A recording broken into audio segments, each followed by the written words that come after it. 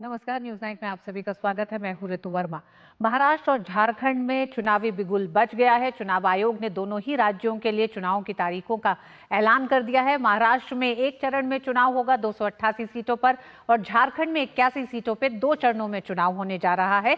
और इन चुनावों की घोषणा के बाद ही भारतीय जनता पार्टी और कांग्रेस में बैठकों का दौर जारी है। बीजेपी मुख्यालय पर इस समय बीजेपी केंद्रीय चुनाव समिति की बैठक हो रही है, जिसमें प्रधानमंत्री पहुंच रहे हैं। अब से थोड़ी ही देर में प्रधानमंत्री वहां पहुंचेंगे। साथ ही साथ बताएंगे कि किस तरह से आज चुनाव आयोग ने, मुख्य चुनाव आयुक्त ने तमाम सवालों के जवाब दिए और तीखे जवाब भी कहें तो दिए उन्होंने, जब ईवीएम की विश्वसनीयता को लेकर सवाल किए गए।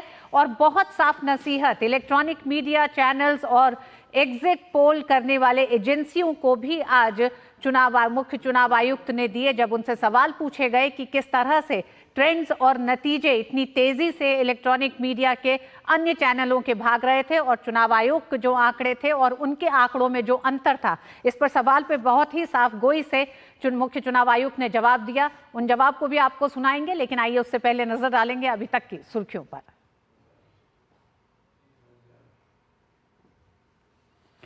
महाराष्ट्र झारखंड विधानसभा चुनाव के लिए हुई तारीखों की घोषणा। झारखंड में 2, महाराष्ट्र में 1 चरण में होगा मतदान।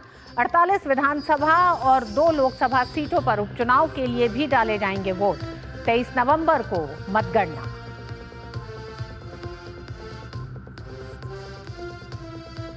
ईवीएम और एग्जिट पोल पर भी खुलकर बोले मुख्य निर्वाचन आयुक्त। ईवीएम को लेकर आरोपों को किया सिरे से खारिज। एग्जिट पोल्स पर मीडिया को दी आत्मचिंतन की सलाह।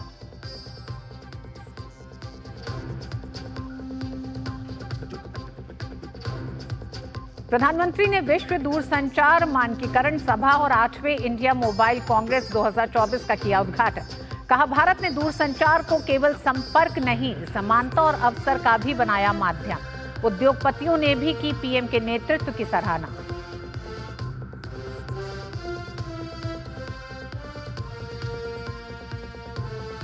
शंघाई सहयोग संगठन समिट एससीओ के लिए इस्लामाबाद पहुंचे विदेश मंत्री doctor S Jaishankar.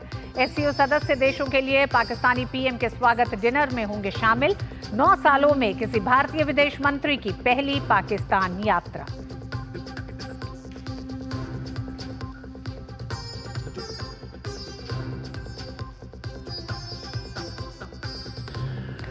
Kolkata rape और हत्या मामले में सीबीआई ने सुप्रीम कोर्ट को सौंपी जांच की प्रगति रिपोर्ट। आंदोलनरत जूनियर डॉक्टरों को देश भर के डॉक्टरों का मिला समर्थन। ड्रो कार्निवल और मानव श्रृंखला पर लगी रोक को उच्च न्यायालय ने हटाया। और आइए सीधे आपको लिए चलते हैं बीजेपी मुख्यालय, जहां केंद्रीय चुनाव समिति की बैठक हो रही है और बैठक में शामिल होने के लिए प्रधानमंत्री नरेंद्र मोदी इस समय भारतीय जनता पार्टी मुख्यालय पहुंच गए हैं। बेहद अहम बैठक झारखंड में होने वाले विधानसभा चुनाव को लेकर भारतीय जनता पार्टी की केंद्रीय चुनाव समिति की बैठक हो रही है। इस बैठक में झारखंड के विधानसभा उम्मीदवारों के नाम पर अंतिम मुहर लगेगी।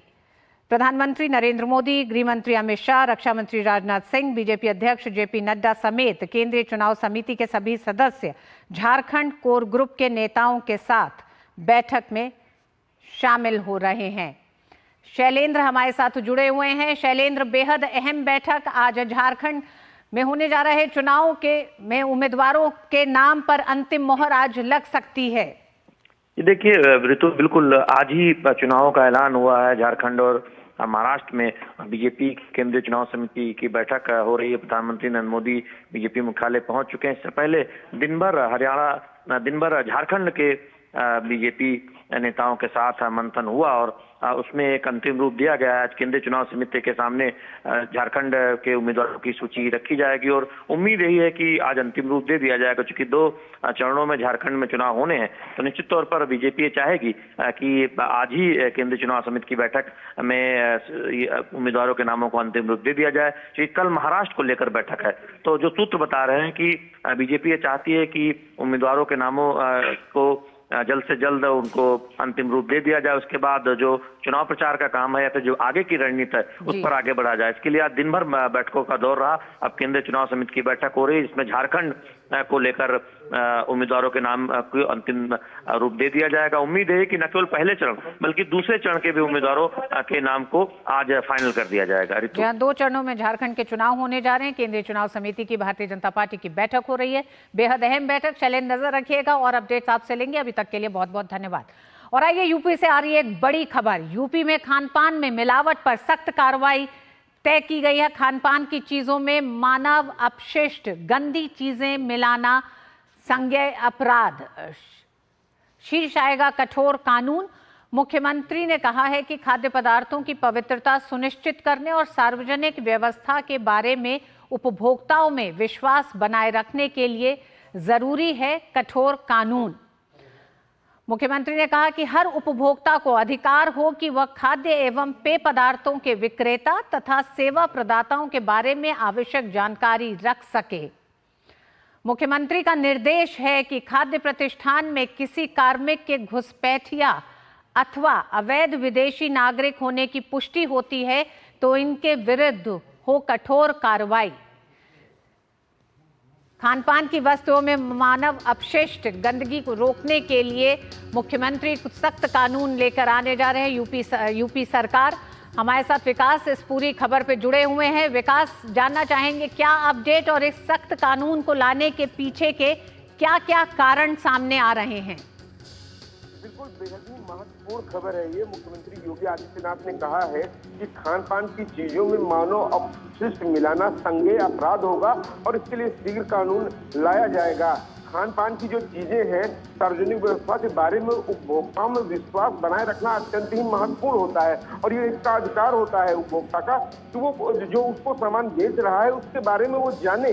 खासतौर से पहचान छुपाकर खान पान की वस्तुएं बेचना, गंदी चीजें उसमें मिलाकर बेचना, इसको संज्ञेय अपराध बनाने के लिए मुख्यमंत्री ने कानून पर विचार विमर्श किया और शीघ्र ही प्रदेश में यह कानून लाया जाएगा, क्योंकि अत्यंत ही महत्वपूर्ण हो जाता है। प्रदेश समेत देश में कई ऐसी घटनाएं आई थी जिसके बाद मुख्यमंत्री योगी आदित्यनाथ ने इसका संज्ञान लिया था। उन्होंने इस बात के निर्देश भी जारी किए थे कि प्रत्येक व्यक्ति इसमें अपना नाम लिखकर कम से कम रहे और उसकी पहचान रहे। खासतौर से खान पान की चीजें जहां खाना पीना बनता है वहां पर सीसीटीवी फुटेज लगाई जाए, जहां पर खाना लोग खाते हैं वहां पर भी व्यवस्था ऐसी की जाए कि उस व्यक्ति के द्वारा जो खाना बना रहा है उसकी पहचान की जाए। और खासतौर से मुख्यमंत्री योगी आदित्यनाथ ने इस बात का भी जिक्र किया है कि अगर कोई व्यक्ति, कोई बाहरी व्यक्ति, कोई घुसपैठिया हो, कोई विदेशी हो, किसी दुकान में काम कर रहा है खान पान की, अगर ऐसा पाया गया तो जो दुकान का मालिक होगा उसके खिलाफ सख्त से सख्त कार्रवाई की जाएगी। तो इस पर कानून आना उत्तर प्रदेश में तय है। मुख्यमंत्री योगी आदित्यनाथ इस पर विचार विमर्श कर रहे हैं और शीघ्र ही उत्तर प्रदेश में समस्त लोगों के लिए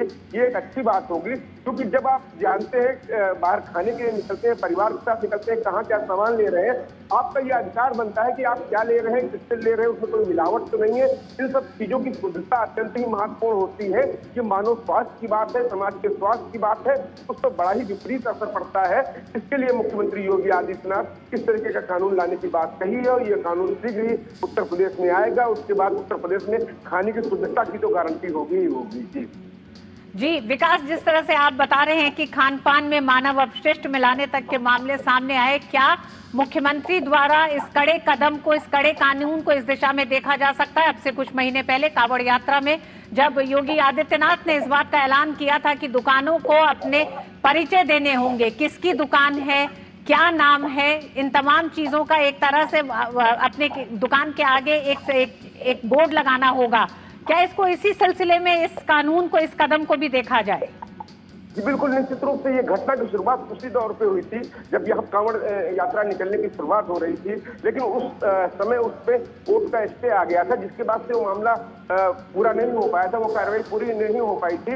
इससे पूर्व मुख्यमंत्री ने 24 अक्टूबर को इसके संदर्भ में निर्देश दे चुके हैं कि ऐसी प्रक्रिया की जाए, ऐसी सख्ती की जाए जिससे कि खान पान की चीजों की शुद्धता बरकरार रखी जाए। ये 24 अक्टूबर को मुख्यमंत्री ने इस बात के निर्देश दिए थे और आज मुख्यमंत्री योगी आदित्यनाथ ने जो बैठक ली है वो कानून बनाने के संदर्भ में ली है कि किस तरीके से कानून बनाया जाएगा, किस तरीके से सजा दी जाएगी, किस तरीके से अर्थदंड निर्धारित किया जाएगा, ताकि जो भी इस तरीके के घटनाओं में लिप्त हैं वो न रहे और उन जैसे दोषियों को सख्त से सख्त सजा दी जा सके, उस कानून पर आज विचार विमर्श हुआ है जो कानून उत्तर प्रदेश में आने वाला है।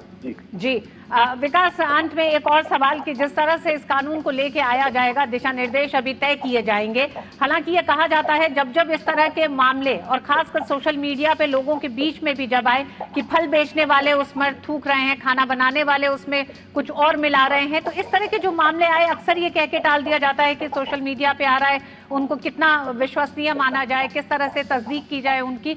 इसका मतलब जब अब यूपी सरकार इस मामले पर आगे बढ़ रही है सख्त कानून के साथ, तो उन तमाम मामलों की छानबीन की जा चुकी होगी, यानी कि ये मामले सही पाए गए हैं।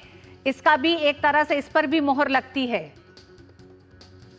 की पुष्टता हुई है, तभी मुख्यमंत्री योगी आदित्यनाथ ने इतनी गंभीरता के साथ कानून लाने की बात कही है। और खाने की शुद्धता, खान पान की चीजों की शुद्धता की गारंटी होनी चाहिए, क्योंकि ये मानव स्वास्थ्य से जुड़ा हुआ सीधा मामला है। उसके स्वास्थ्य पर बुरा असर जाएगा, उसके सोच पे बुरा असर जाएगा। इस व्यक्ति को इस बात की तो आजादी होनी चाहिए, कोई स्वतंत्रता होनी चाहिए कि वो क्या खा रहा है, शुद्ध खा रहा है, किससे लेकर खा रहा है, ये उसे जानने का अधिकार है। कहाँ खाना चाहता है, कहाँ नहीं खाना चाहता है, ये उसका अधिकार है। ये इस बात को सार्वजनिक किया जाना चाहिए। मुख्यमंत्री योगी आदित्यनाथ ने इन्हीं सबके मद्देनजर मानव स्वास्थ्य को देखते हुए, खाने की शुद्धता बनी रहे इसको देखते हुए यह कठोर कानून लाने की बात कही है। और ये कानून आएगा, इससे मानव स्वास्थ्य में अच्छा असर पड़ेगा और लोगों को जो खा रहे हैं उसकी शुद्धता की गारंटी मिलेगी। विकास, क्या आज इस बैठक से पहले कुछ इस पे तथ्य सामने आया जब इसमें इस तरह की बातें की जा रही हैं कि किसी कार्मिक के घुसपैठिए या अवैध विदेशी नागरिक होने की भी मतलब पड़ताल की जाएगी, साथ ही साथ होटलों, ढाबों और रेस्टोरेंट आदि की गहन जांच के आदेश दिए गए हैं कि ढाबों के संचालक, मालिक, मैनेजर के नाम पते क्या हैं। क्या इस तरह से कुछ मामले सामने आए हैं? क्या पकड़े गए हैं कुछ मामले जिसमें नाम कुछ और है, बेच कुछ रहे हैं, या फिर घुसपैठिया आके ढाबा और होटल खोल रहे हैं? देखिए, तमाम सारी ऐसी घटनाएं प्रदेश में घटित होती ही रहती हैं। तमाम सारे ऐसे लोग जिनके पास अपना कोई पहचान पत्र नहीं होता है, माना यह जाता है वो रोहिंग्या है, ये बांग्लादेशी हैं, तमाम ऐसे लोग हैं उत्तर प्रदेश में जिनकी काफी ज्यादा संख्या पाई जाती है। ये लोग जगह जगह टुकड़ों में छोटी छोटी आबादी के साथ बस जाते हैं, घुल मिल जाते हैं। ना ही वो अपना असली नाम बताते हैं, ना ही असली चेहरा बनाते हैं। अगर वो सब लोग सस्ती मजदूरी के चक्कर में, सस्ते काम के चक्कर में कई लोग उनको रख लेते हैं या अपनी ऊंची मीठी बातों से बहल जाते हैं। इससे पहले तमाम सारी ऐसी घटनाएं हुई, उन्हीं के मद्देनजर ये कठोर कानून लाया जा रहा है कि आप जिसको रख रहे हैं उसको आइडेंटिफाई करिए, कम से कम वो व्यक्ति कौन है, कहीं वो अपनी पहचान तो नहीं छुपा रहा है। अगर पहचान छुपा रहा है, उसका वेरिफिकेशन हो जाता है तो ये अच्छी बात रहेगी। तो इन्हीं सब चीजों के मद्देनजर, इन्हीं घटनाओं के मद्देनजर ये कानून लाया जा रहा है कि कोई घुसपैठिया, कोई विदेशी यहाँ पर आकर घुल मिल न जाए, ताकि इससे आगे चलकर कोई बड़ी घटना को अंजाम दे। जी हाँ, बिल्कुल विकास, देश के सबसे बड़े सूबे, सबसे बड़े राज्य में अब घुसपैठियों के लिए, रोहिंग्याओं के लिए आसान नहीं होगा दाखिल हो जाना और अपना किसी भी तरह का होटल, ढाबा खोल लेना, या फिर जो भी सामान बेचा जा रहा है उस पर जांच होगी, वो कितना मिलावटी है, किस तरह की मिलावट की जा रही है, और दोषियों पर सख्त सजा दी जाएगी, क्योंकि इसके तहत अब एक कड़ा कानून यूपी सरकार, मुख्यमंत्री योगी आदित्यनाथ लेकर आने जा रहे हैं। बहुत बहुत धन्यवाद विकास इस पूरी जानकारी के लिए, इस मामले पर।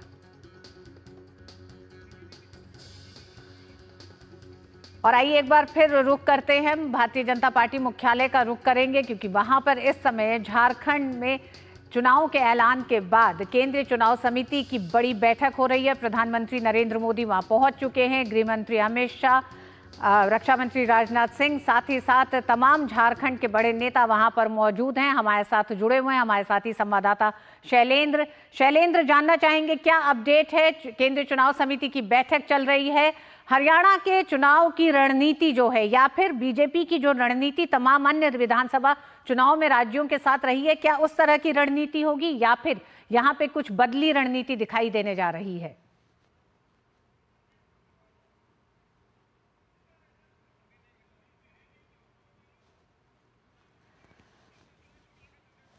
और झारखंड पर इस समय केंद्रीय चुनाव समिति की बैठक हो रही है बीजेपी मुख्यालय पर, उस पर और अपडेट आपको देंगे, लेकिन उससे पहले आइए नजर डालते हैं अन्य खबरों पे। विश्व दूरसंचार मानकीकरण सभा का उद्घाटन पीएम मोदी ने आज नई दिल्ली के भारत मंडपम में किया। इस मौके पर पीएम मोदी ने कहा कि भारत दुनिया को संघर्षों से बाहर निकालकर कनेक्ट करने में ही जुटा है। प्राचीन सिल्क रूट से लेकर आज के टेक्नोलॉजी रूट तक भारत का हमेशा एक ही मिशन रहा है, दुनिया को कनेक्ट करना और प्रगति के नए रास्ते खोलना।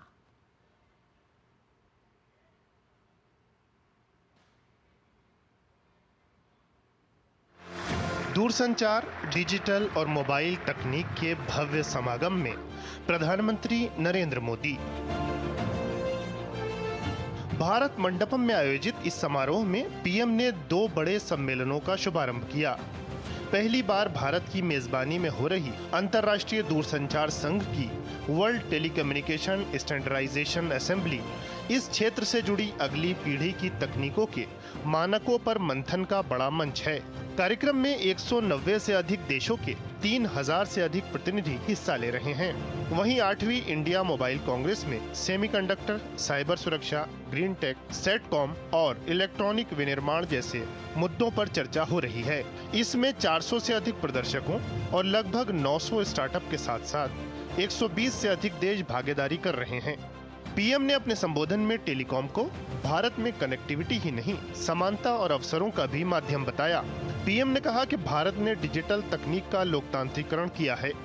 वैश्विक संघर्षों का जिक्र करते हुए पीएम ने कहा कि भारत हमेशा विश्व को जोड़ने की दिशा में प्रयास करता रहा है। प्राचीन सिल्क रूट से लेकर आज के टेक्नोलॉजी रूट तक भारत का हमेशा एक ही मिशन रहा है, दुनिया को कनेक्ट करना और प्रगति के नए रास्ते खोलना। पीएम ने दूरसंचार और डिजिटल तकनीक को समावेशी बनाने पर बल दिया। पीएम ने बताया कि बीते 10 साल में भारत में जितना ऑप्टिकल फाइबर बिछाया गया है, वो धरती और चंद्रमा के बीच 8 बार दूरी तय करने के बराबर है। जनधन, आधार और मोबाइल की जेम ट्रिनिटी कितने ही नए इनोवेशन का आधार बनी है। यूनिफाइड पेमेंट्स इंटरफेस यूपीआई ने कितनी ही नई कंपनियों को नए मौके दिए हैं। अब आजकल ओएनडीसी की भी ऐसी ही चर्चा हो रही है। ओएनडीसी से भी डिजिटल कॉमर्स में नई क्रांति आने वाली है। समावेश के साथ साथ सुरक्षा को अहम बताते हुए पीएम ने आह्वान किया कि तकनीक को लेकर वैश्विक स्तर पर मानक तय किए जाने चाहिए। प्रधानमंत्री ने मोबाइल फोन विनिर्माण जैसे क्षेत्रों में शानदार प्रगति का जिक्र किया। पहले हम ज्यादातर फोन बाहर से इंपोर्ट करते थे, आज हम पहले से 6 गुना ज्यादा मोबाइल फोन भारत में बना रहे हैं। हमारी पहचान एक मोबाइल एक्सपोर्टर देश की है और हम इतने पर ही नहीं रुके हैं। अब हम चिप से लेकर फिनिश प्रोडक्ट तक दुनिया को एक complete made in India phone देने में जुटे हैं। प्रधानमंत्री ने भारत मंडपम में एक प्रदर्शनी का भी अवलोकन किया। इसमें दूरसंचार और डिजिटल तकनीक के क्षेत्र में हो रही प्रगति को प्रदर्शित किया गया है। इन मंचों के माध्यम से टेलीकॉम और मोबाइल जैसे क्षेत्रों से जुड़े दिग्गजों और हजारों प्रतिनिधियों के साथ आने से इन सेक्टरों में भविष्य के लिए प्रगति की राह तैयार करने में मदद मिलेगी। शैलेंद्र मिश्र और तापस भट्टाचार्य के साथ ब्यूरो रिपोर्ट, डीडी न्यूज। और झारखंड विधानसभा चुनाव को लेकर इस समय भारतीय जनता पार्टी मुख्यालय पर केंद्रीय चुनाव समिति की बैठक चल रही है। बैठक में प्रधानमंत्री नरेंद्र मोदी, गृह मंत्री अमित शाह, रक्षा मंत्री राजनाथ सिंह, बीजेपी अध्यक्ष जेपी नड्डा समेत झारखंड के चुनाव प्रभारी शिवराज सिंह और सह प्रभारी हेमंत बिस्व शर्मा भी बैठक में शामिल हैं। ये माना जा रहा है कि बैठक के बाद झारखंड के विधानसभा उम्मीदवारों के नाम पर अंतिम मोहर लगाई जा सकती है। बेहद अहम बैठक आज हो रही है। झारखंड के चुनावों के ऐलान के बाद झारखंड में 2 चरणों में चुनाव होने जा रहा है। इन चुनावों के ऐलान के बाद ये बैठक बेहद महत्वपूर्ण हो जा रही है और जिस तरह से झारखंड के चुनाव को लेकर लगातार भारतीय जनता पार्टी के नेताओं के जो बयान रहे हैं वो भी गौर करने लायक हैं। झारखंड के चुनाव प्रभारी शिवराज सिंह चौहान ने बहुत साफ ये कहा है कि झारखंड का चुनाव सत्ता बनाने का चुनाव नहीं है, बल्कि रोटी बेटी और माटी को बचाने का ये चुनाव है। भारतीय जनता पार्टी ने चुनाव की तारीखों के ऐलान से पहले ही बहुत साफ कर दिया है कि भारतीय जनता पार्टी का झारखंड के चुनाव में एजेंडा क्या है, किस तरह से इस चुनाव को वो जनता के बीच लेके जा रहे हैं। शैलेंद्र हमारे साथ जुड़े हुए हैं। शैलेंद्र, बेहद अहम बैठक हो रही है झारखंड को लेकर। किस तरह से झारखंड की 81 सीटों पर ये माना जा रहा है कि आज रात तक अंतिम मोहर लग सकती है उम्मीदवारों पर? जी, निश्चित तौर पर देखिए, केंद्रीय चुनाव समिति की बैठक आज हो रही है ऐसे दिन जब आज ही झारखंड और महाराष्ट्र में विधानसभा चुनाव की तारीखों का ऐलान हुआ है। झारखंड में 2 चरणों में चुनाव होने हैं, तो ऐसे में बीजेपी कोई देर नहीं करना चाहती है। हम जानते हैं कि जो आजसू जो बीजेपी का सहयोगी है उससे बातचीत तकरीबन अंतिम दौर में है, जहाँ तक सीट बंटवारे का सवाल है। तो वो कोई एक बड़ी चुनौती नहीं है, चूँकि उस पर एक बात तकरीबन फाइनल हो चुकी है। तो आज उम्मीदवारों के नाम को अंतिम रूप इसलिए दे दिया जाएगा क्योंकि हम जानते हैं कि राज्य की जो चुनाव समिति है उसने नामों की अनुशंसा कर दी है और बीजेपी का जो झारखंड का कोर ग्रुप है उसके साथ आज दिन भर मंथन हुआ। झारखंड बीजेपी के तमाम नेता, वहाँ के प्रदेश अध्यक्ष, नेता प्रतिपक्ष, झारखंड के चुनाव प्रभारी, सह प्रभारी, इन सब ने मंथन किया। और अब इस केंद्रीय चुनाव समिति की बैठक, जिसमें प्रधानमंत्री नरेंद्र मोदी, गृह मंत्री अमित शाह सहित जो केंद्रीय चुनाव समिति के तमाम सदस्य हैं वो मौजूद हैं, इसमें अंतिम मोहर लगा दी जाएगी। जो हमारे सूत्र बता रहे हैं कि आज ही सभी सीटों पर एक तरह से अंतिम तौर पर फैसला ले लिया जाएगा और जो पहली सूची आएगी उसमें न केवल पहले चरण बल्कि दूसरे चरण के भी कई उम्मीदवारों के नाम होंगे।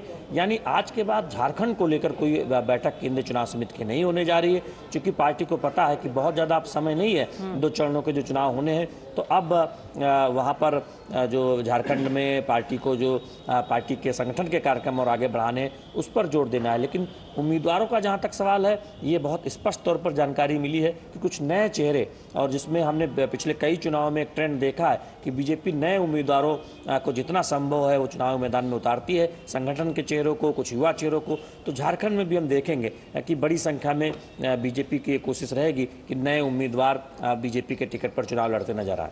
जी शैलेंद्र, फॉर्मूले की बात भारतीय जनता पार्टी को लेकर हमेशा की जाती है और खासकर अलग अलग राज्यों को लेकर अलग अलग फॉर्मूले पर भारतीय जनता पार्टी काम करती है।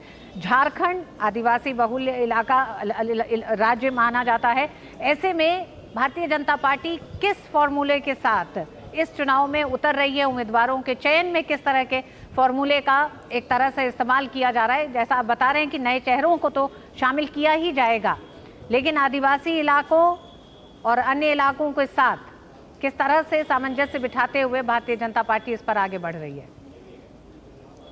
देखिए, बीजेपी का फोकस बहुत स्पष्ट रहा है। झारखंड की राज्य सरकार जो है उसकी जो विफलता है उसको सामने रखकर ये चुनाव लड़ा जाएगा। और दूसरी ओर प्रधानमंत्री नरेंद्र मोदी की अगुवाई में जो आदिवासी समाज के कल्याण के लिए जो तमाम काम किए गए, जनजातीय गौरव दिवस की शुरुआत हुई और आदिवासी समाज के छात्रों को आगे बढ़ाने के लिए जिस तरह से शिक्षा पर काम हुआ, इन सबको बहुत जोर शोर से सामने रखा जाएगा। जहाँ तक पार्टी के उम्मीदवार चयन में सवाल है, बीजेपी की ये कोशिश रहती है कि सभी वर्गों को साथ लेकर चले। हो चूँकि आदिवासी बहुल राज्य है तो हम देखेंगे कि कई प्रमुख चेहरे जो आदिवासी समाज से आते हैं वो विधानसभा चुनाव लड़ते नजर आएंगे। हम जानते हैं कि बीजेपी के पास कद्दावर नेताओं की एक पूरी फौज है। अगर आप देखें झारखंड में, जहां बीजेपी के मुख्यमंत्री रहे अर्जुन मुंडा, बीजेपी के मुख्यमंत्री रहे बाबूलाल मरांडी, इस तरह से तमाम नेता हैं। और बीजेपी की कोशिश ये रहेगी कि आदिवासी समाज और साथ ही साथ बाकी वर्गों का एक तरह से संतुलन बनाने की कोशिश की जाए।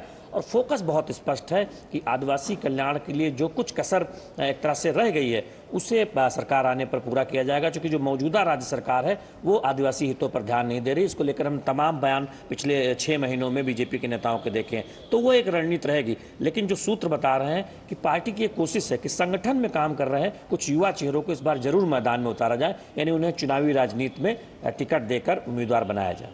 जी, शैलेंद्र, 2019 में 5 चरणों में झारखंड का चुनाव हुआ था और इस बार 2 चरणों में ये चुनाव संपन्न होगा। ऐसे में क्या आपको लगता है कि ये चुनाव 19 के चुनाव से किस किस तरह से अलग हो सकते हैं? मुद्दों के लिहाज से, प्रत्याशियों के लिहाज से, एक बार प्रत्याशियों की घोषणा हो जाए तो पता चलेगा, लेकिन मुद्दों के लिहाज से अगर हम बात करें और बदलती राजनीति के हिसाब से अगर हम बात करें तो देखिए, एक जो बहुत महत्वपूर्ण बात है, झारखंड के कई जिले नक्सल प्रभावित हैं और इसीलिए कई चरणों में चुनाव होते रहे हैं। अगर आप पिछली बार देखें तो 5 चरणों में चुनाव था, इस बार सिर्फ 2 चरणों में चुनाव हो। ये दिखाता है कि जो केंद्र सरकार की नक्सल विरोधी अभियान की जो सफलता है, जिसमें हम देख रहे हैं कि प्रभावित जिलों की संख्या लगातार बीते 10 वर्षों में घटी है, बावजूद इसके देश में जिलों की संख्या बढ़ी है, तो एक बहुत बड़ी सफलता है। तो उस तरह से जो नक्सल प्रभावित इलाकों में जो चुनौतियां रहती थी मतदान को लेकर या फिर कई चरणों में चुनाव कराने को लेकर, उसमें कमी आई है। चूँकि एक बड़ी सफलता मिली है, हमने देखा है कि बड़ी संख्या में हथियार भी छोड़े हैं जो नक्सल प्रभावित इलाकों में युवा हैं, तो उसका एक फ़ायदा इस लिहाज से भी हुआ कि जब असेसमेंट करती है चुनाव की टीम, तो इस बार 2 चरणों में चुनाव कराने का फैसला किया गया। तो वो एक हमेशा मुद्दा रहता है। बीजेपी का यह कहना है कि वो नक्सल प्रभावित जो इलाके रहे हैं उस बेल्ट में विकास की गति को तेज करेगी। इंफ्रास्ट्रक्चर की जो संरचनाएं हैं उनको किस तरह से टिकाऊ बनाया जाए, मजबूत बनाया जाए, और वहाँ पर जो युवा हैं, जो आदिवासी युवा हैं या फिर बाकी लोगों के लिए रोजगार के अवसर ज़्यादा से ज़्यादा उपलब्ध कराए जाए, उस पर फोकस रहा है। तो इसलिए बीजेपी एक समग्र नीति से आगे बढ़ने की कोशिश कर रही है, जिसमें एक तरफ युवाओं को रोजगार और जो इंफ्रास्ट्रक्चर परियोजनाएं हैं उनको तेजी दी जाए, दूसरी तरफ बीजेपी ये हम जैसा पहले ही बता चुके हैं कि झारखंड की जो मौजूदा सरकार है उसके खिलाफ आक्रामक अभियान चला रही है, खासतौर पर भ्रष्टाचार के मामले को लेकर। हम जानते हैं कि हेमंत सोरेन जेल भी जा चुके हैं, जेल से छूट कर आए, दोबारा मुख्यमंत्री बने, तो बीजेपी उन सब भी बातों को सामने रखेगी कि उनका ज़्यादा ध्यान अपनी पार्टी को बचाने में रहा है बजाय राज्य के विकास में। जी हाँ, वहीं सत्ता परिवर्तन से नाराज चंपई सोरेन भी भारतीय जनता पार्टी में शामिल हो चुके हैं। जेएमएम के लिए कितना मुश्किल होगा ये चुनाव उनके बिना, ये भी देखना दिलचस्प होगा। बहुत बहुत धन्यवाद शैलेंद्र इन तमाम जानकारियों के लिए। इस बैठक पे नजर रखें, लेंगे आपसे और अपडेट वक्त एक छोटे से ब्रेक का है। MDH का किचन किंग किचन में हो तो हम सब कुछ बना सकते हैं। बैंगन का भरता, आलू गोभी, भिंडी मसाला और भी बहुत कुछ। MDH सारी छुर्रियाँ भर देती हैं, दीवार हमवार कर देती हैं। तो पुट्टी भर ले, हाँ पुट्टी भर ले। वंडर वॉल पुट्टी दे एक परफेक्ट फिनिश।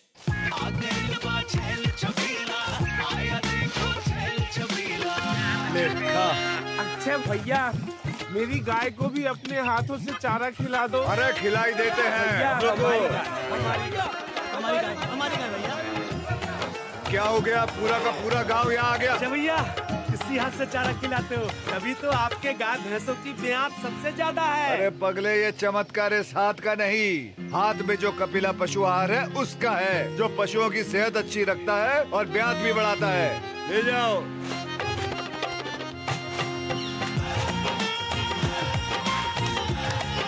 कपिला, देश का नंबर 1 पशु आहार।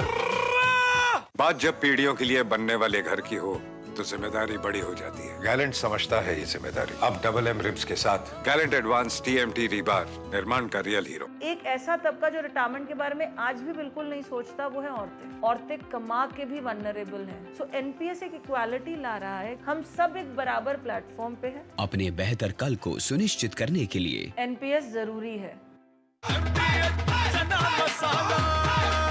अब छोलिया हो या लोबिया, सफेद चने या काले चने, सब कुछ मजेदार बने।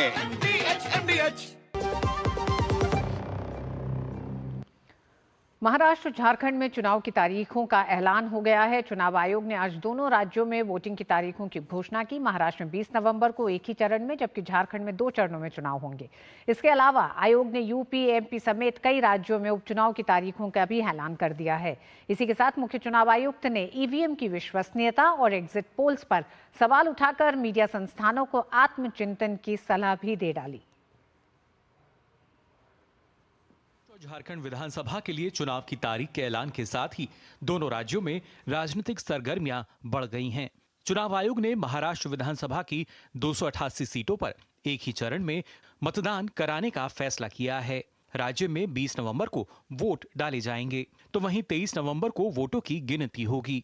यदि सीटवार बात की जाए तो राज्य विधानसभा की कुल 288 सीटों में से 234 सीटें सामान्य, 29 सीटें अनुसूचित जाति के लिए आरक्षित और 25 सीटें अनुसूचित जनजाति के लिए आरक्षित हैं। For Maharashtra, this will be in single phase. The notifications, date of notifications are in front of you. 22nd October would be date of notification. Last date of making nomination would be 29th October. Scrutiny on 30th October. And last date for withdrawal 4th, and date of poll in Maharashtra would be 20th 11. Counting would be on 23rd 11/24. Jharkhand की 81 विधानसभा सीटों के लिए 2 चरण में मतदान होगा। पहले चरण का मतदान 13 नवंबर को होगा। दूसरे चरण में महाराष्ट्र के साथ 20 नवंबर को वोट डाले जाएंगे, जबकि वोटों की गिनती 23 नवंबर को ही होगी।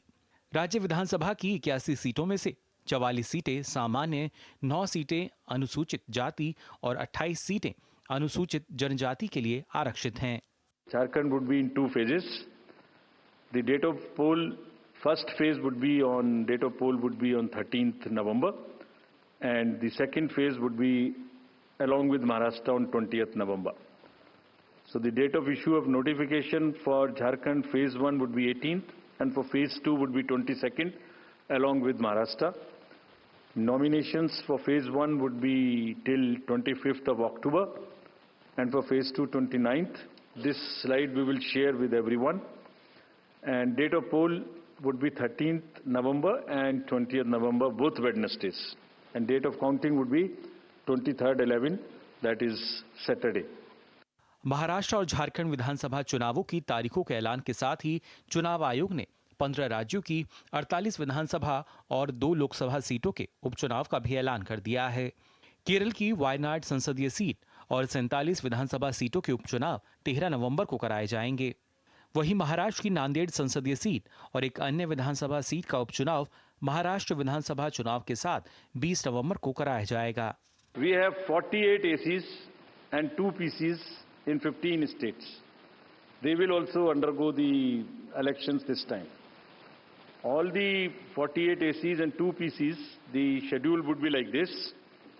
All the except 1 AC and 1 PC, where because of the festivities in some region, all 47 ACs and 1 PC of Kerala would undergo the election along with the phase 1 of Jharkhand.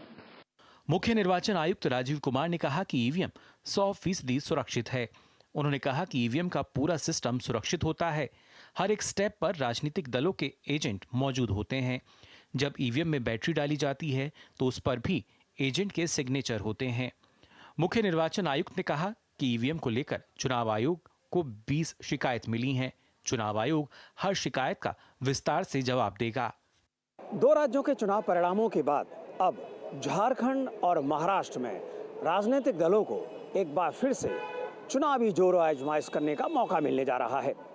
इन दोनों ही राज्यों में सबसे बड़ी खूबी यह है कि कोई भी राजनीतिक दल अकेले दम पर चुनाव नहीं लड़ रहा है और वह अपने घटक दलों के साथ ही चुनावी मैदान में उतर रहा है। ऐसे में जनता के सामने बहुत सारे विकल्प होंगे और किसी एक घटक दल को सरकार बनाने का अवसर देना होगा। कैमरामैन नवीन के साथ ऋषि कुमार, डीडी न्यूज़, दिल्ली। और झारखंड और महाराष्ट्र के चुनावों की तारीखों के ऐलान के साथ राजनीतिक पार्टियों का एक दूसरे पर सरकार बनाने के दावों का प्रहार भी शुरू हो गया है। महाराष्ट्र और झारखंड विधानसभा चुनावों की तारीखों की घोषणा के साथ ही राजनीतिक दलों ने अपने विजय अभियान को लेकर कमर कस ली है।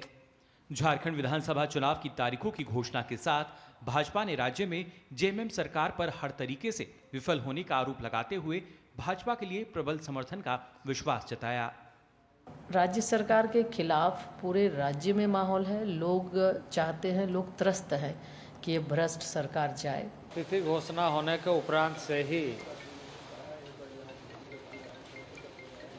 वर्तमान सरकार की काउंटडाउन शुरू हो गई। वर्तमान सरकार हर मोर्चे पर विफल हो चुकी है।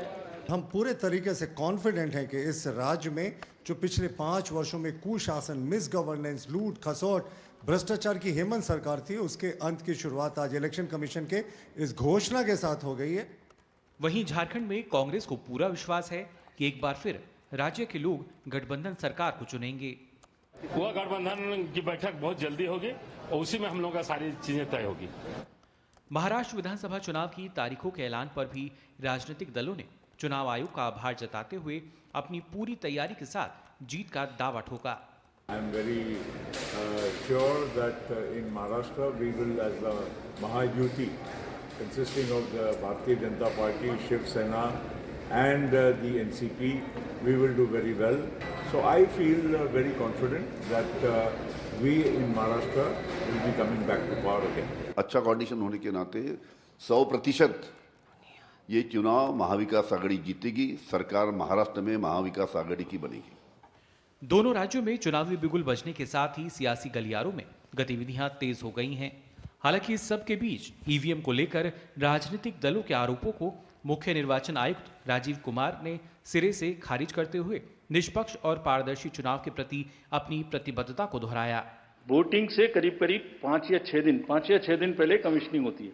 कमीशनिंग के बाद क्योंकि 5 ही दिन बचे हैं और इसमें सिंबल लोड हो चुके हैं, ये उनके सामने में स्ट्रांग रूम में जाएगी, डबल लॉक लगेगा, 3 लेयर की सिक्योरिटी रहेगी। उसके बाद जब वो पोलिंग के डिस्ट्रीब्यूशन के दिन निकलेंगी, उस दिन फिर यही प्रोसेस होगा, सारा प्रोसेस वीडियोग्राफ होगा। And there is a provision for objecting to any of the issue relating to this at any stage, which has not happened. So हम इंडिविजुअल जिसने वो बिल्कुल सेफ है, बिल्कुल रोबस्ट है। महाराष्ट्र और झारखंड के लिए विधानसभा चुनावों की तारीखों की घोषणा के बाद जहां सियासी तापमान बढ़ चुका है, तो वहीं दोनों राज्यों में नई सरकार बनाने के लिए राजनीतिक दलों के बीच मुकाबले का मंच तैयार है। Bureau report, DD news. Maharashtra और झारखंड के चुनाव की तारीखों के ऐलान के साथ ही आज हाल के हरियाणा और जम्मू कश्मीर चुनाव में मतों की गिनती शुरू होते ही फर्जी ट्रेंड दिखाने पर आज नाराज दिखे मुख्य चुनाव आयुक्त राजीव कुमार। साथ ही उन्होंने कहा कि ईवीएम पर सवाल उठाना बेबुनियाद है और इसी पर आधारित आज हमारा विशेष चुनाव आयोग का 2 टूक जवाब, ये पेजर नहीं ईवीएम है। इस पर बात करने के लिए हमारे साथ 2 विशेष मेहमान मौजूद हैं, वरिष्ठ पत्रकार जगदीश उपासने और समीर चौगांवकर जी। जगदीश जी, सबसे पहले आप ही के पास आएंगे। समय तो था महाराष्ट्र और झारखंड की चुनावों की तारीखों के ऐलान का, ऐलान किया भी मुख्य चुनाव आयुक्त ने, लेकिन उसके साथ साथ उन्होंने बहुत साफ कहा जिन सवालों के जवाब वो नहीं देना चाह रहे थे, अंततः जब उन्होंने दिए तो बहुत तीखे दिए। एग्जिट पोल पर जिस तरह के सवाल उठाए और इलेक्ट्रॉनिक मीडिया को नसीहत भी दे दी कि एक बार फिर उन्हें आत्मचिंतन करने की जरूरत है। जिस तरह के नतीजों के साथ और ट्रेंड के साथ जो खिलवाड़ चल रहा था काउंटिंग वाले दिन हरियाणा और जम्मू कश्मीर में। हाँ, निश्चित रूप से देखिए, अभी भी चुनाव की घोषणा होते ही और इस तरह का सोशल मीडिया पर और अपने अपने दलों के जीतने के दावे किए जा रहे हैं, बहुत ट्रेंड चलाए जा रहे हैं और तथाकथित ओपिनियन पोल, ओपिनियन सर्वेज के संदर्भ दिए जा रहे हैं। मैं समझता हूं कि इससे बहुत मतदाता बहुत प्रभावित नहीं होता। ये हम हरियाणा और जम्मू कश्मीर के चुनाव नतीजों में साफ साफ देख चुके। ये सोशल मीडिया पर एक तरह का समय बिताने का और अपनी खींच उतारने का उपाय है जो दोनों दलों के समर्थक या कार्यकर्ता एक दूसरे पर उतारते हैं। मैं दूसरी बात जो बहुत महत्वपूर्ण है वो ईवीएम को लेकर चुनाव आयुक्त ने बहुत साफ साफ कहा। इससे पहले भी चुनाव आयोग जो है वो ईवीएम की जो रोबस्टनेस है, जो उसकी ताकत है कि उसको कोई हैक नहीं कर सकता, वो चैलेंज कर चुका है कि आप चुनाव आयोग आइए और हैक करके दिखा दीजिए। भारत के 2 सिस्टम देखिए, ईवीएम और यूपीआई, ये 2 सिस्टम ऐसे हैं जिसको कोई हैक नहीं अब तक कर सका है और आगे भी शायद नहीं कर सकेगा। इसलिए दुनिया में ये दोनों सिस्टम को फॉलो करने वालों, अपनाने वालों के देशों की संख्या बढ़ रही है। ईवीएम उनमें से एक है। अमेरिका के इलेक्शन में जहां पर मतपत्रों के जरिए मतदान होता है, वहां भी इस बार ये सवाल उठा कि क्या ईवीएम के जरिए और चुनाव कराया जाना चाहिए। एक बड़ा वर्ग ईवीएम को सुरक्षित भारत के उदाहरण देकर ये मान रहा है। तो आप ये समझिए कि हमारे चुनाव आयोग की जो निष्पक्षता है और पारदर्शिता है और जो ईवीएम मशीन मतदान के लिए प्रयोग की जाती है, बार बार चुनाव आयोग इस पर कहता है, लेकिन राजनीतिक नेता और चुनावी फायदा और राजनीतिक फायदा उठाने के लिए ईवीएम पर सवाल उठाते हैं। हालांकि जैसा चुनाव आयुक्त जी ने कहा कि जब वो जीत जाते हैं तब उनको ईवीएम की याद नहीं आती। तो मैं समझता हूँ ये दोनों ही बातें, और उन्होंने और स्पेसिफिकली उसको पॉइंट आउट किया चुनाव आयुक्त ने, बहुत अच्छा किया। और चुनाव आयोग को ये देखना चाहिए कि सोशल मीडिया पर और भ्रामक ऐसा प्रचार न हो, भ्रामक सर्वे न चलाए जाएं, और उसके लिए जो भी वो कर सकता है उनके हद में, उनकी सीमा में उसको करना चाहिए। जी समीर जी, मुख्य चुनाव आयुक्त ने जब सवाल के जवाब में ईवीएम पे जब सवाल किया गया तो उन्होंने बाकायदा सिलसिलेवार तरीके से 5 से 6 महीने की पूरी प्रक्रिया आज देश को समझा दी। उन्होंने कहा कि किस तरह से फर्स्ट लेवल चेकिंग से लेकर अंतिम दिन तक लगातार पोलिंग एजेंट राजनीतिक पार्टियों के होते हैं, कितनी बार उसमें सील लगती है, उसमें दस्तखत होते हैं, और फिर वो ईवीएम वोटिंग के लिए जाती है और वोटिंग के बाद जाती है। क्या आपको लगता है जो तमाम विपक्षी पार्टियां लगातार सवाल उठाती रही हैं, गुमराह करती हैं जनता को इस मसले पर, आज उसका जवाब बहुत खुलकर और बहुत सख्त अंदाज में दिया है मुख्य चुनाव आयुक्त ने? देखिए ऋतु जी, ये पहली बार नहीं है कि जब ईवीएम के ऊपर विपक्षी दलों ने प्रश्न चिन्ह उठाया होगा और चुनाव मुख्य आयुक्त ने इसका जवाब दिया होगा। जब से इस देश के अंदर ईवीएम इस्तेमाल हो रही है उसके बाद से लगातार इसके ऊपर विपक्षी प्रश्न चिन्ह उठाते रहे हैं, और जब वो अपने किसी प्रदेश में चुनाव जीतते हैं पूर्ण बहुमत के साथ, स्पष्ट बहुमत के साथ, तो उन्हें लगता है कि चुनाव बहुत निष्पक्ष तरीके से हुआ है। और जहां वो चुनाव हारते हैं फिर उन्हें लगता है कि ईवीएम की कोई ना कोई दिक्कत रही होगी और किसी तरीके से इसमें छेड़खानी की गई होगी। इसको लेकर विपक्ष दल सुप्रीम कोर्ट में भी गया था, और सुप्रीम कोर्ट ने एक बार नहीं, सुप्रीम कोर्ट ने लगभग 15 बार इस मामले को लेकर अपना रुख स्पष्ट कर दिया है। तो मुझे लग रहा है कि जब सुप्रीम कोर्ट इसमें कह चुका, चुनाव आयोग बार बार इसको कह चुका है, और विपक्ष कभी भी इस बात को प्रूव नहीं कर पाया कि ईवीएम के साथ किसी तरह की छेड़छाड़ की जा सकती है। अब देखिए कांग्रेस के साथ राशिद अल्वी का एक आज बयान आया था कि जिस तरीके से पेजर को विस्फोट किया जा सकता है तो ईवीएम को क्यों हैक नहीं किया जा सकता। अगर एक बड़ा नेता कांग्रेस का इस तरीके बचकाने और मूर्खतापूर्ण अगर बयान देगा तो इसका कोई इलाज नहीं, लेकिन कार्यकर्ताओं के अंदर एक गलत संदेश देने की कोशिश होती है और ये पूरी दुनिया को बताने की एक कोशिश की जाती है कि देश के अंदर चुनाव प्रणाली निष्पक्ष नहीं है। मुझे लग रहा है देश की जनता इस बात को समझती है कि विपक्ष जब चुनाव जीतता है तो उसे कोई तकलीफ नहीं होती है, चुनाव हारने पर वो ईवीएम के प्रश्न चिन्ह उठाता है। चुनाव आयोग ने अपना काम बखूबी निभाया है। आज फिर उन्होंने राजीव कुमार जी ने स्पष्टीकरण दिया है, बहुत अच्छे से और तीखे तरीके से उस बात को बताया है। मुझे लग रहा है चुनाव के बाद फिर विपक्ष कहीं ना कहीं इस मामले को उठाएगा, फिर चुनाव आयोग का जवाब देना पड़ेगा। यह प्रक्रिया सतत चलने वाली है, विपक्ष सुधरने नहीं वाला है, उसका बस चलेगा जब तक वह सारे चुनाव नहीं जीतेगा, ईवीएम पर प्रश्न उठाता रहेगा। मुझे लग रहा है देश की जनता इस बात को समझने लगी है कि अपने हारने पर अपना मंथन करने के बजाय विपक्ष ईवीएम को दोषपूर्ण बताता है। अब उस बात का कोई बहुत ज्यादा महत्व नहीं रहा है। जी हाँ, विपक्ष जिस तरह से जनता के बीच जाके इन बातों को, इन भ्रम को फैलाती है, उसी तरह से अगर हम देखें तो चुनाव आयुक्त ने भी खुलकर जनता के सामने आज इन दोनों ही बातों का एक तरह से जवाब दिया है। समीर साहब, इस पर रिएक्शन चाहूंगी कि जिस तरह से आज चुनाव आयुक्त ने कहा कि इलेक्ट्रॉनिक मीडिया को भी आत्मचिंतन करने की जरूरत है, एग्जिट पोल्स वालों को भी, कि उनके नतीजे जो वो एग्जिट पोल में दिखा देते हैं वो उनको सही साबित करने के लिए जिस तरह का खेल इस बार हमने हरियाणा के एक तरह से काउंटिंग में देखा है वो बेहद एक तरह से शर्मनाक ही रहा, क्योंकि उन्होंने तुलना जब चुनाव आयोग के आंकड़ों के साथ की और उनके आंकड़ों की तुलना जब अन्य इलेक्ट्रॉनिक मीडिया और एग्जिट पोल्स के आंकड़ों के साथ की जाने लग गई, तब फिर सवाल चुनाव आयोग पे उठने लग गए। देखिए, एग्जिट पोल को सही बताना बहुत मतलब मैं समझता हूं कि एग्जिट पोल एक तरह के अनुमान ही है और मतदाता आपका मन जाहिर करेगा, और खासतौर पे हरियाणा का मतदाता अपना मन जाहिर करेगा। ये असंभव बात है। मैंने दिल्ली में अनेक बार हरियाणा के चुनाव देखे। हरियाणा के मतदाता को अगर समझना है तो हरियाणा वालों की तरह सोचना पड़ता है। जगदीश उपासने जी, सवाल यही है कि एग्जिट पोल के जो नतीजे दिखाए जाते हैं संभावित, उनके तर्ज पे दिखाने लग गए थे इस बार हरियाणा के नतीजे और ट्रेंड्स तमाम चैनल्स पे जो दिख रहा था, अंततः वो उतरे उसी पर जहां चुनाव आयोग जो आंकड़े दे रहा था। समीर साहब। बिल्कुल, देखिए, और जिस दिन हरियाणा का चुनाव आ रहा था उस दिन तो मैं सुबह दूरदर्शन पर ही 7 बजे से था, और मैंने इस बात का जिक्र भी किया था कि इतने जल्दी कैसे बाकी जो मीडिया हाउसेस है वो इतने जल्दी कैसे चुनाव परिणाम को दिखा रहा है, और जो दूरदर्शन जिस तरीके से चुनाव परिणाम दिखा रहा था आखिर तक मुझे लगता है वो चुनाव परिणाम पूरे सत्यता पे आधारित थे, और बाद में उसी तरीके से चुनाव परिणाम सबको दिखाने पड़े थे। दूरदर्शन इसके लिए बधाई का पात्र है। तो देखिए, आज चुनाव आयोग ने इस बात को बताया है कि अगर आप कोई एग्जिट पोल करते हो और उसमें आप कोई आकलन निकालते हो तो ये जरूर नहीं है कि चुनाव परिणाम भी वैसे ही आएंगे और फिर आप उसको बहुत जल्दीबाजी में दिखाते हैं। मुझे लगता है कि सभी को थोड़ा धैर्य का परिचय देना चाहिए। चुनाव आयोग से मिलने वाले डाटा, जो इन्फॉर्मेशन आती है, उसका इंतजार करना चाहिए और जो चुनाव आयोग अपनी वेबसाइट पर दिखाता है और जो चुनाव आयोग जारी करता है, मुझे लगता है उसे ही उठाकर अगर दिखाया जाएगा तो किसी भी तरह के भ्रम से बचा जा सकता है और एक गलत तरीका नैरेटिव से बचा जा सकता है। जी हाँ, बिल्कुल। डीडी न्यूज सुबह 8 बजे से काउंटिंग के दिन हरियाणा की जिस दिन गिनती हो रही थी उस दिन लगातार चुनाव आयोग के जो आंकड़े थे उन्हीं को दर्शा रहा था। हमने देखा कि कुछ समय के बाद तमाम और इलेक्ट्रॉनिक मीडिया के चैनल्स भी उन्हीं आंकड़ों को दिखाने पर अंततः मजबूर हुए, क्योंकि जो आंकड़े वो दिखा रहे थे वो गलत साबित हुए थे। बहुत बहुत धन्यवाद आप दोनों ही मेहमानों का इस दोनों विषयों पर चर्चा के लिए।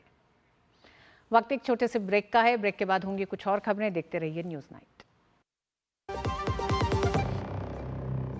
सारी छुर्रियां भर देती हैं, दीवार हमवार कर देती हैं। तो पुट्टी भर ले, हाँ पुट्टी भर ले। वंडर वॉल पुट्टी दे एक परफेक्ट फिनिश। दादी के हाथों का जादू और खुशबू से महकता घर। MDH गरम मसाला, असली मसालों से भरा हूँ मैं, क्योंकि हर रिश्ता है स्वाद से जुड़ा। बात जब पीढ़ियों के लिए बनने वाले घर की हो तो जिम्मेदारी बड़ी हो जाती है। गैलेंट समझता है ये जिम्मेदारी। अब डबल M रिब्स के साथ गैलेंट एडवांस TMT रीबार, निर्माण का रियल हीरो। ये तुम्हारा खेत नहीं, खेल का मैदान है। अकेले क्या कर लोगे? अकेले नहीं, मेरे साथ है मेरा यार, जिसके सामने हुई अड़ियल मंडूसी की भी हार तुम्हारी तरह। IIL के ट्रैक्टर ब्रांड का मिलियन, गेहूं का पहरेदार, अड़ियल मंडूसी की हार। फूल वाला, केटरिंग वाला, बैंड वाला, ये लो भाई।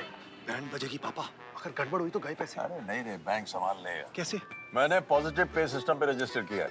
बैंक को चेक्स और बेनिफिशियरीज की जानकारी दे दी है। बैंक चेक करेगा, जांच करेगा, डिटेल्स मैच नहीं तो क्लियरेंस नहीं। अच्छा, लाइए मुझे दीजिए। फोटो वाला, लाइट वाला, मंडप वाला। RBI कहता है जानकार बनिए, सतर्क रहिए। बिल्कुल सही कह रहे हैं। बेटियां घर की रौनक हैं। बेटियां घर संवारती हैं। बेटियां पीढ़ियां सजाती हैं। बेटियां घर की बुनियाद कहलाती हैं। बेटियों को सलाम करता है मोंगिया स्टील। स्टील का बादशाह। गोल्डी मसाले के 100 ग्राम के स्पेशल पैक्स में फ्रेशनेस लॉक है। ऐसे गोल्डी मसाले जहां जाएं रिश्ते बनाएं। सारी छुर्रियां भर देती हैं, दीवार हमवार कर देती हैं। तो पुट्टी भर ले, हाँ पुट्टी भर ले। वंडर वॉल पुट्टी दे एक परफेक्ट फिनिश। कोलकाता में आरजीकर मेडिकल कॉलेज में महिला डॉक्टर के साथ दुष्कर्म के बाद हत्या मामले में आज CBI ने सुप्रीम कोर्ट में जांच की प्रगति रिपोर्ट पेश की। वहीं आंदोलनरत जूनियर डॉक्टरों को देश भर के डॉक्टरों का भारी समर्थन मिल रहा है। उधर कोलकाता में जूनियर डॉक्टर्स के संघर्ष को कुचलने की राज्य सरकार की एक कोशिश को कोलकाता हाईकोर्ट ने रोक दिया और डॉक्टरों के ड्रो कार्निवल और मानव श्रृंखला से रोक को हटा दिया। कोलकाता के आरजीकर मेडिकल कॉलेज में महिला डॉक्टर के साथ दुष्कर्म के बाद हत्या मामले में न्याय के लिए आवाज मंगलवार को देश भर में सुनाई दी। कोलकाता के जूनियर डॉक्टर्स के चल रहे आमरण अनशन के समर्थन में देश भर के डॉक्टर उतरे और भरपूर समर्थन भी दिया। पश्चिम बंगाल के आरजीकर मामले में आमरण अनशन पर बैठे एक और जूनियर डॉक्टर की तबीयत बिगड़ गई। उन्हें नॉर्थ बंगाल मेडिकल कॉलेज में भर्ती कराया गया। इस तरह अभी तक अनशन कर रहे कुल 6 जूनियर डॉक्टरों को अस्पताल में भर्ती कराया जा चुका है। इस बीच संघर्षरत डॉक्टरों को ममता सरकार के खिलाफ कलकत्ता हाईकोर्ट से एक बड़ी जीत हासिल हुई। प्रशासन ने डॉक्टरों के मंगलवार को होने वाले द्रोह कार्निवल और मानव श्रृंखला के मार्ग पर निषेधाज्ञा लगा दी थी, जिसे उच्च न्यायालय ने हटा दिया। We are grateful to Honorable High Court that our right of democracy, our right to demonstrate peacefully, this all been restored by Honorable High Court. We are grateful, we are thankful to them. Paschim Bengal resident डॉक्टरों के भूख हड़ताल के समर्थन में पूरे देश में डॉक्टरों का समर्थन जारी है।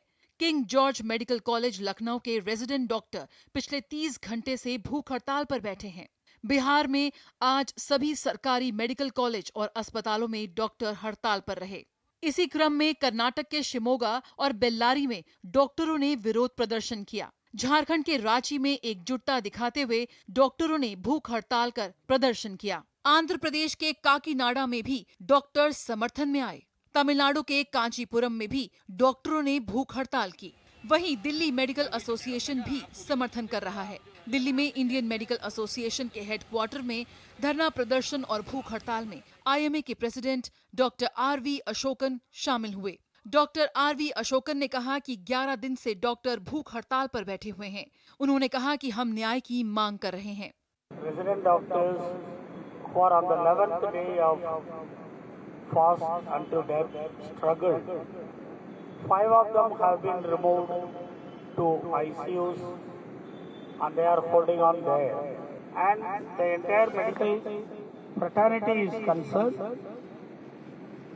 What really happened is that the doctors in West Bengal went back to work, but they found the conditions remaining the same. They were afraid to go back there. They are demanding infrastructural and human resources reforms in West Bengal. इधर supreme court और news night में वक्त एक छोटे से break का है।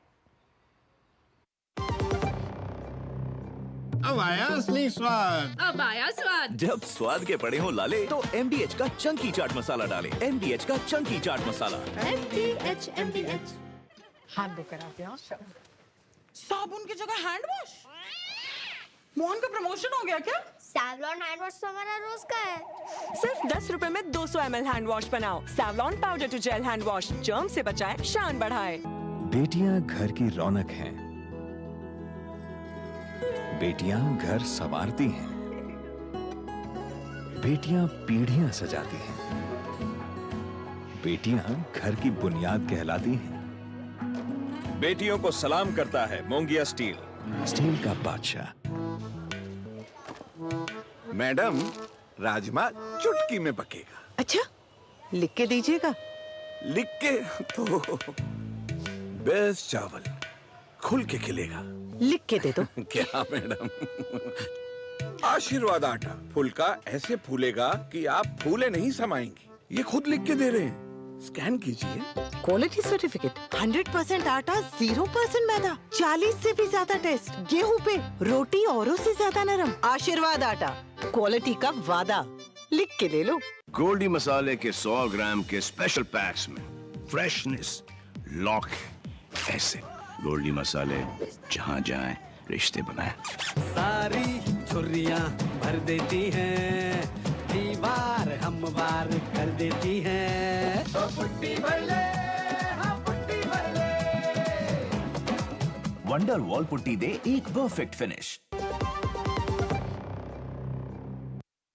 राष्ट्रपति द्रौपदी मुर्मू का अल्जीरिया दौरे का आज दूसरा दिन है। सीदी अब्देला विज्ञान और प्रौद्योगिकी पोल विश्वविद्यालय द्वारा राष्ट्रपति द्रौपदी मुर्मू को आज राजनीति विज्ञान में मानद उपाधि से सम्मानित किया गया है।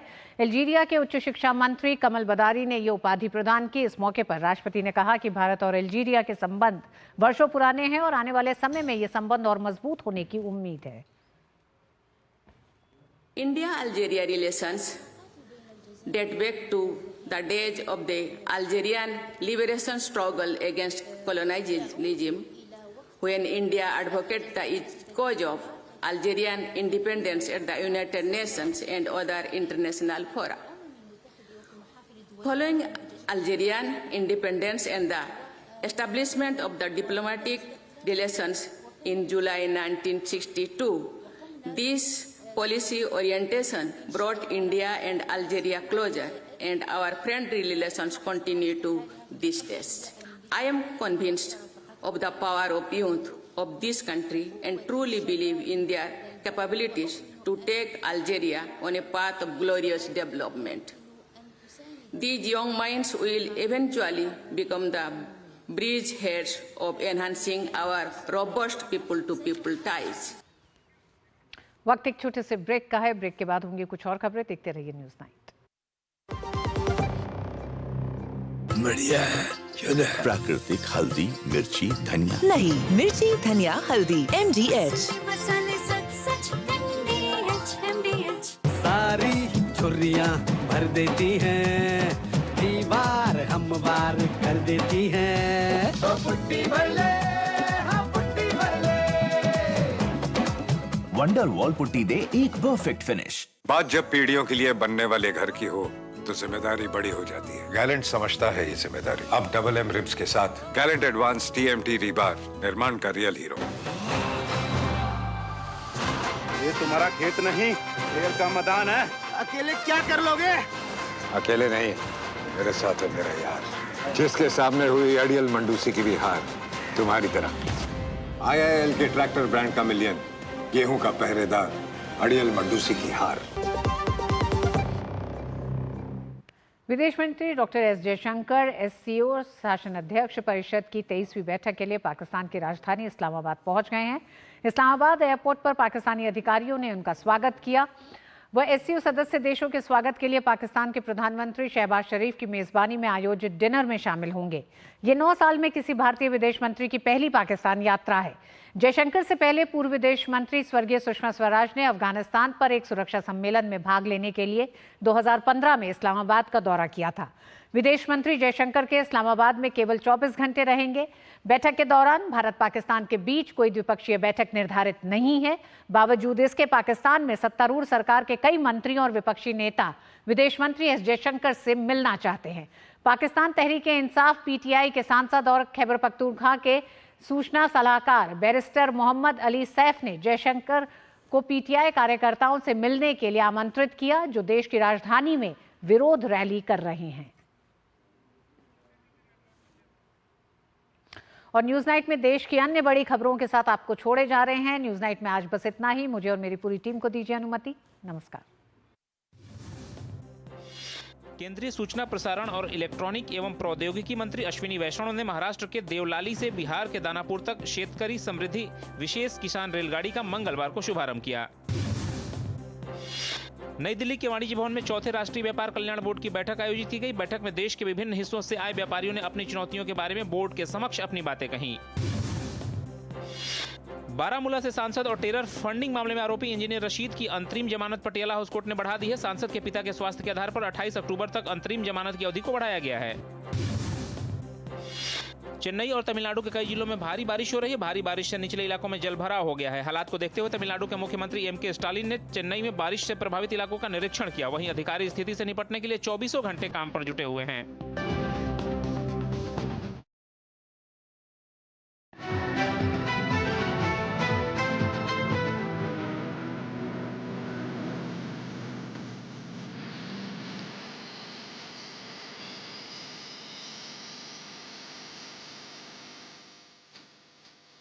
न्यूज नाइट के प्रायोजक थे वंडर वॉल पुट्टी, एक परफेक्ट